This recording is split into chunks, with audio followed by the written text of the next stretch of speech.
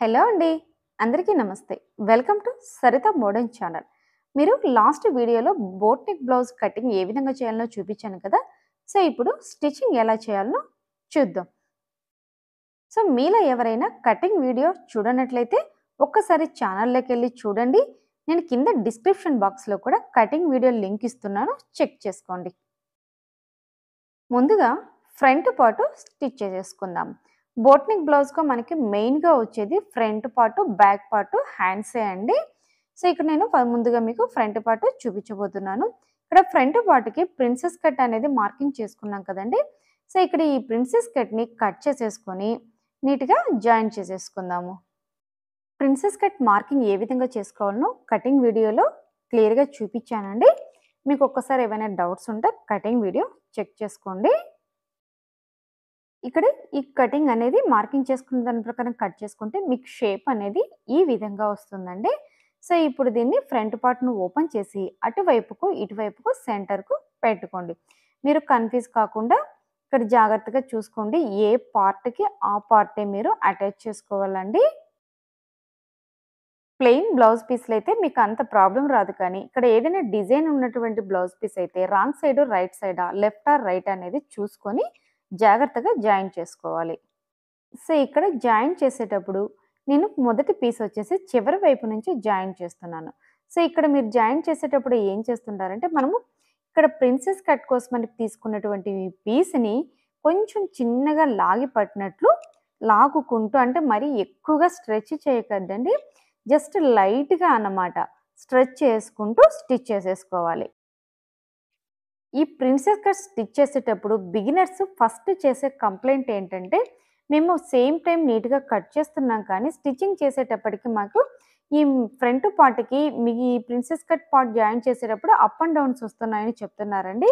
So, దానికోసమే ఇక్కడ మనం లైట్‌గా ఆ పార్ట్‌ని స్ట్రెచ్ చేసుకుంటూ స్టిచ్ చేసుకునేటప్పుడు 2 ఈక్వల్‌గా వస్తాయన్నమాట. అప్ అండ్ డౌన్ అనేది మనకి రాదు. ఆ తర్వాత ఇక్కడ మనం జాయిన్ చేసిందాం కదా! నేనిక్కడ పైన టాప్ స్టిచ్ వేస్తున్నానండి. సో, మీకిక్కడ టాప్ స్టిచ్ వద్దండి, మాకు కుట్టు కనిపించకూడదు అనుకుంటే, లోపల వైపుని మనకి డబుల్ స్టిచ్ వేసుకుంటే సరిపోతుంది. నెక్స్ట్ ఇదే పద్ధతిలో రెండో వైపున పార్ట్ కూడా జాయిన్ చేసుకోవాలండి. ఇక్కడ 2 క్లాతులు కూడా మీకు అప్ అండ్ డౌన్స్ రాకుండా 2 ఈక్వల్‌గా రావాలంటే ఇక్కడ నేను చెప్పిన మెథడ్‌లో ఈ ప్రిన్సెస్ పార్ట్ కోసం మనం కట్ చేసుకున్నాం కదా! ఈ పీస్‌ని లైట్‌గా లాగినట్లు పట్టుకొని స్టిచ్ చేసేసుకుంటూ రావాలి. సో, ఇప్పుడు దాని మీద మళ్ళీ ఒక టాప్ స్టిచ్ అనేది వేసుకోవాలండి. సో, నెక్స్ట్ ఏం చేయాలంటే ఇక్కడ మనం చెస్ట్ పాయింట్ తీసుకున్నాం కదండీ ప్రిన్సెస్ కట్ కోసమని. ఆ చెస్ట్ పాయింట్ దగ్గర ఇక్కడ నేను వీడియోలో చూపించిన విధంగా ఒక స్ట్రెయిట్ లైన్ అనేది డ్రా చేసుకొని, ఇక్కడ లైట్‌గా క్లాత్ పట్టించేసుకొని స్టిచ్ చేసేసుకోవాలి. సో, దీనివల్ల ఏమవుతుందంటే మనకి నెక్ అనేది బోట్ నెక్ లూజ్‌గా లేకుండా నీట్‌గా స్టిఫ్‌గా ఉంటుంది. లేదంటే నెక్ అనేది మనకి ఇక్కడ మెడ వైపు లూజ్‌గా వచ్చేస్తుంది. ఫ్రంట్ సైడ్ చెస్ట్ కూడా ఫిట్టింగ్ అనేది కుదురుతుందండి. ఆ తర్వాత ఈ ఫ్రంట్ పార్ట్‌కి బెల్ట్ స్టిచ్ చేసేసుకుందాము చివరి వైపున.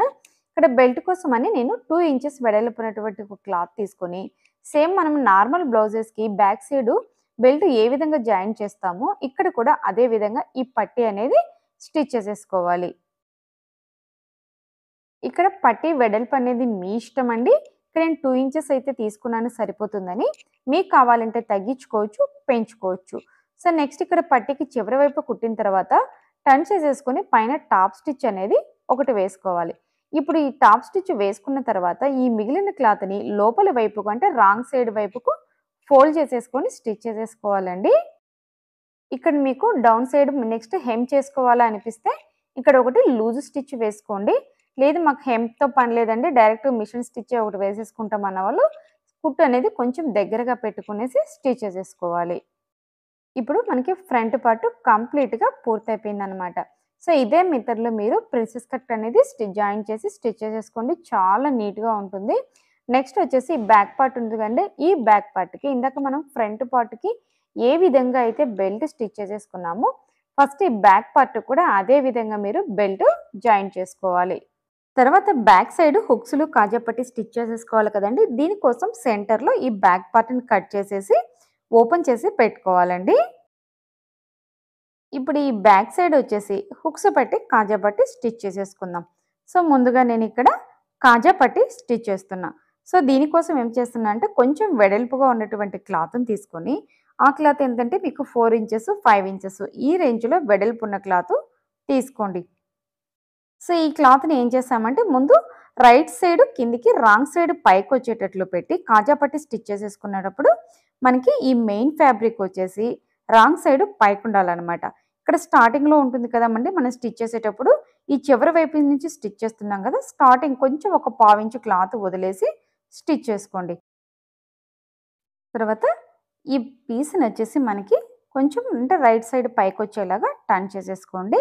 టర్న్ చేసుకున్న తర్వాత ఇక్కడ స్టార్టింగ్‌లో మనకి కొంచెం క్లాత్ వదులుకున్నాం కదా! హాఫ్ ఇంచ్ క్లాత్ దాన్ని లోపల వైపుకు ఫోల్డ్ చేసేసి ఇక్కడ నేను వీడియోలో ఫోల్డ్ చేస్తున్నాను చూడండి.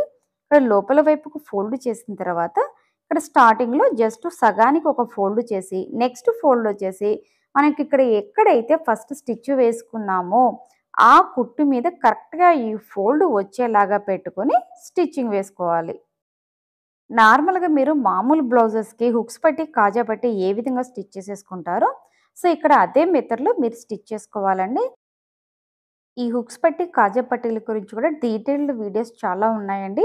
ఒక్కసారి ఛానల్ చెక్ చేస్తే మీకు క్లియర్‌గా అర్థమైపోతుంది. ఆ తర్వాత మనకిక్కడ కాజాలు స్టిచ్ చేసేసుకోవాలి కదండీ! సో దానికోసం సెంటర్‌లో కూడా ఒక స్టిచ్ వేసుకోండి. పైన ఎక్స్‌ట్రా క్లాత్ వచ్చింది నీట్‌గా కట్ చేసేసుకోవాలి.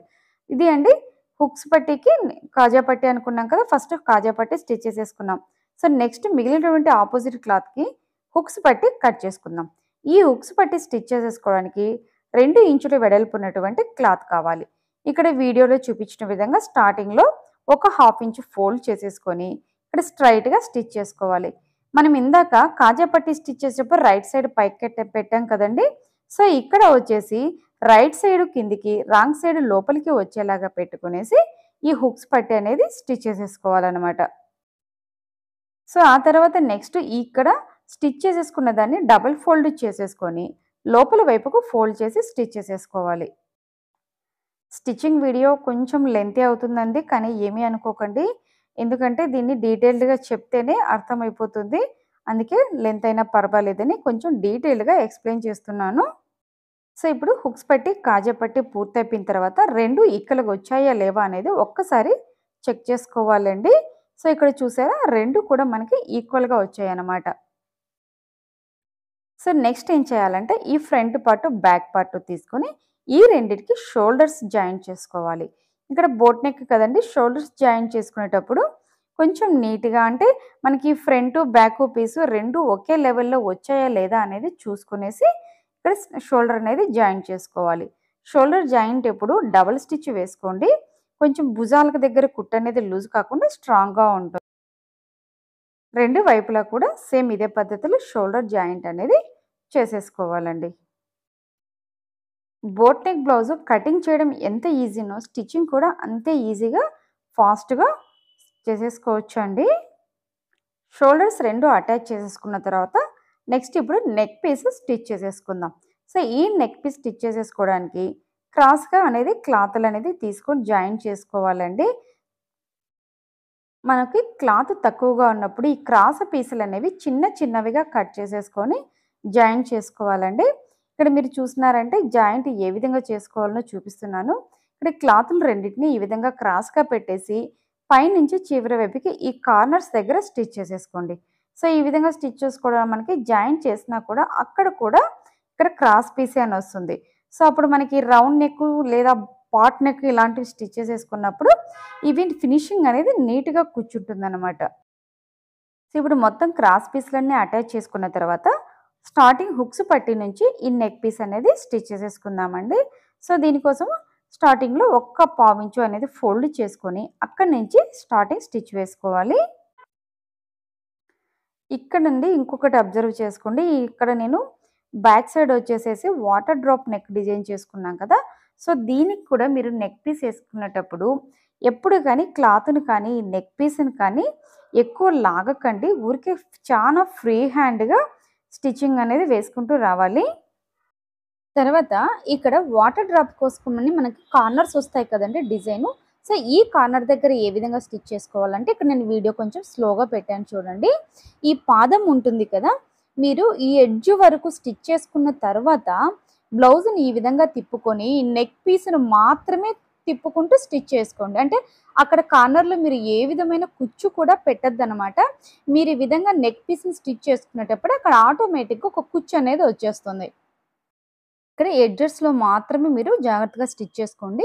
మిగిలిందంతా సేమ్ అనమాట. మనం నార్మల్ బ్లౌజెస్‌కి ఏ విధంగా నెక్ పీస్ స్టిచ్ చేసుకుంటామో, అదే విధంగా యాజ్ ఇట్ ఈస్‌గా స్టిచ్ చేసేసుకోవాలి. అక్కడ హుక్ పట్టీ నుంచి స్టార్ట్ చేశాం కదా! సో, ఈ చివరి వైపు దారాల పట్టీ వరకు స్టిచ్ చేసేసుకోవాలనమాట. మీరు బోట్ నెక్‌కి ఈ విధంగా నెక్ పీస్ స్టిచ్ చేసేసుకునేటప్పుడు నెక్ పీస్‌తో పని లేదు అంటే మీ దగ్గర ఎక్స్‌ట్రా క్లాత్ ఏదైనా సఫిషియెంట్‌గా ఉంటే మనం డ్రెస్సులకి ప్యాచ్ వేసి స్టిచ్ చేసేసుకుంటాం కదండీ! బ్యాక్ సైడ్ టర్న్ చేసేసి నెక్కుల కోసమని. ఆ విధంగా కూడా మీరు ఇక్కడ నెక్ అనేది స్టిచ్ చేసేసుకోవచ్చండి. సో, ఇప్పుడు నేను చివరి వరకు కూడా ఇక్కడ స్టిచ్ చేసేసుకొని ఎక్స్‌ట్రా ఉన్న క్లాత్ ఏదైతే ఉంటుందో అది కట్ చేసేసుకోవాలి. సో, నెక్స్ట్ ఏం చేయాలంటే, ఇప్పుడు స్టార్టింగ్‌లో అండి మళ్ళీ జస్ట్ ఒక్క ఫోల్డ్ అనమాట. ఇక్కడ వీడియోలో చూపిస్తున్నాను కదా! మనకిది హెమ్మింగ్ చేసుకోవడానికి. ఇక్కడ ఒక్క ఫోల్డ్ చేసేసి, ఈ ఫోల్డింగ్ కూడా ఏ విధంగా చేసుకుంటారంటే, వెడల్పుగా వచ్చేలాగా లేకుండా జస్ట్ మన పైపింగ్ అంతా మందంతో సన్నగా వచ్చేలాగా ఫోల్డ్ చేసుకొని స్టిచ్ చేసుకోవాలండి. ఇక్కడ ఏమవుతుందంటే, మీకు మందంగా అంటే ఎక్కువ వెడల్పుతో ఇక్కడ స్టిచ్ చేసేసుకున్నారండి, మీకు హెమ్మింగ్ చేసుకునేటప్పుడు ఏమవుతుందంటే, హెమ్మింగ్ అనేది ఫినిషింగ్ నీట్‌గా రాదు. సో, మీరు నెక్ పీస్ స్టిచ్ చేసుకునేటప్పుడు ఎంత సన్నగా స్టిచ్ చేసుకుంటే ఈ హెమ్మింగ్ ఫినిషింగ్ మీకు అంత నీట్‌గా ఉంటుంది. ఇక్కడ ఇంకొక విషయం అండి. మామూలుగా ఫస్ట్ మనం స్టార్టింగ్‌లో ఒక నెక్ పీస్ వేసుకొని స్టిచ్ చేసేసుకున్నాం కదా! స్టార్ట్ చేసుకునేటప్పుడే. సో, ఇక్కడ వెంటనే ఇక్కడ నాకు చిన్న వీడియో క్లిప్ మిస్ అయిపోయిందండి. మీరేం చేస్తుంటారంటే ఇక్కడ మనం నెక్స్ట్ ఇక్కడ హెమ్మింగ్ కోసం ఫోల్డ్ చేసుకొని స్టిచ్ చేసుకోకముందే రౌండ్ చుట్టూ అంటే చిన్న కట్స్ పెట్టుకుంటూ రండి. మనకిక్కడంతా వాటర్ డ్రాప్ డిజైన్ నందు షేప్ పర్ఫెక్ట్‌గా రావాలంటే అక్కడ చిన్న కట్ మార్క్స్ అనేది పెట్టుకొని స్టిచ్ చేసేసుకోవండి. ఎక్స్‌ట్రీమ్‌లీ సారీ ఫర్ థట్ ఇక్కడ వీడియో క్లిప్పు మిస్ అయిపోయిందండి. ప్లీజ్. ఇక్కడ చిన్న కట్స్ పెట్టుకోవడం వల్ల యూజ్ ఏంటి అంటే, మనం ఏమైనా షేప్స్ స్టిచ్ చేసేసుకునేటప్పుడు ఇట్లా చిన్న చిన్న కట్స్ పెట్టుకోవడం వలన, ఈ మనకి నెక్స్ట్ దాన్ని టర్న్ చేస్తాం కదండీ! టర్న్ చేసినప్పుడు మనం ఏదైతే షేప్ కట్ చేసామో, ఫినిషింగ్ కూడా మనకు అదే షేప్ ఔట్ వచ్చేస్తుంది. చివరి వరకు స్టిచ్ చేసుకున్న తర్వాత అక్కడ మిగిలినటువంటి ఎక్స్‌ట్రా క్లాత్‌ని లోపల వైపుకు ఫోల్డ్ చేసి స్టిచ్ చేసేసుకోవాలనమాట. ఇప్పుడు బ్లౌజ్ పీస్‌ని బ్యాక్ సైడ్ ఒక్కసారి టర్న్ చేసి, మనకిక్కడ మిగిలినటువంటి ఈ ఎక్స్‌ట్రా క్లాత్‌ని కట్ చేసుకోండి. చివరి వరకు స్టిచ్ చేసుకున్నామండి. ఇక్కడ నెక్ పీస్ ఏదైతే ఉందో అది కంప్లీట్‌గా పూర్తయిపోయింది. సో, ఇప్పుడు ఏం చేస్తారంటే ఇక్కడ లోపల వైపుకి ఒక్క ఫోల్డ్ చేసి, మీరిక్కడ ఈ పైనొచ్చేసి లాంగ్ స్టిచ్ అనేది ఒకటి లూజ్‌గా దూరంగా వేసుకోండి. మీరు డైరెక్ట్ హెమ్మింగ్ చేసుకోవచ్చు. ఏమంటే కొందరు ఇది మనకి నెక్ డిజైన్ వాటర్ డ్రాప్ పెట్టాం కదా! డైరెక్ట్ హెమ్మింగ్‌కొచ్చేసినప్పుడు వాళ్ళకి ఫినిషింగ్ నీట్‌గా రాకపోవచ్చు.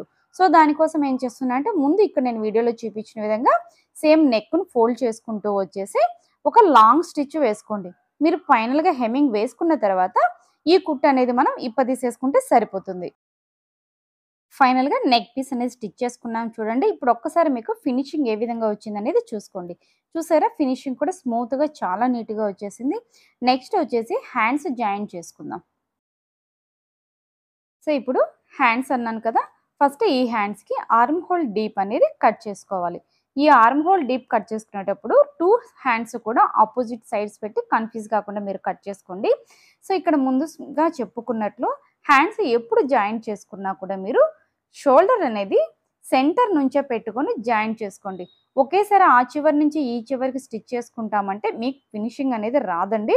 సో, ముందు సెంటర్ నుంచి స్టార్ట్ చేసి ఒక వైపు స్టిచ్ చేసుకున్న తర్వాత దాన్ని టర్న్ చేసేసుకొని అక్కడి నుంచి రెండో వైపుకు ఎడ్జ్ వరకు చివరి వరకు స్టిచ్ చేసుకోండి.